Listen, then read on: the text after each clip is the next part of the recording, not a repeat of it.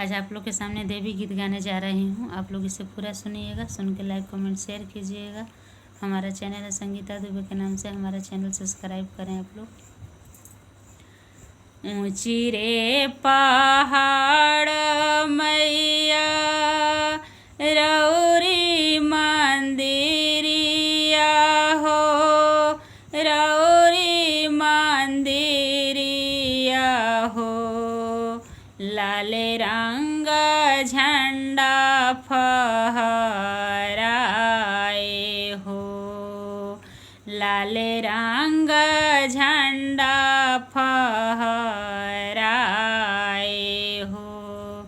सोने के छत सोहे, सोने के मूर्तिया।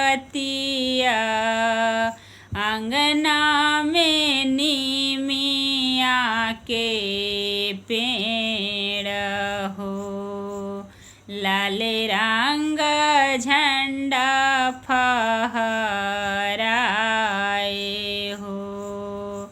हाथवा में कंगन सोहे, पाँव में पायलिया सोहे।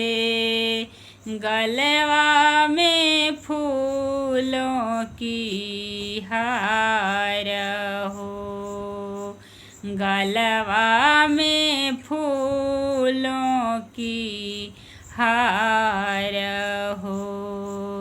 लाल रंग झंडा फहराए हो। तोहरे चौकवा मैया सोहे चंपा चमेली हो, चंपा चमेली हो। अंगना में उड़हुल के फूल हो, अंगना में उड़हुल के फूल हो। लाल रंग झंडा फहराए हो, लाल रंग चुनरी सोहे। शेर के सवारी हो, शेर के सवारी हो। झूलवा सोहे निमिया के डाढ़ हो, झूलवा सोहे निमिया के डाढ़ हो।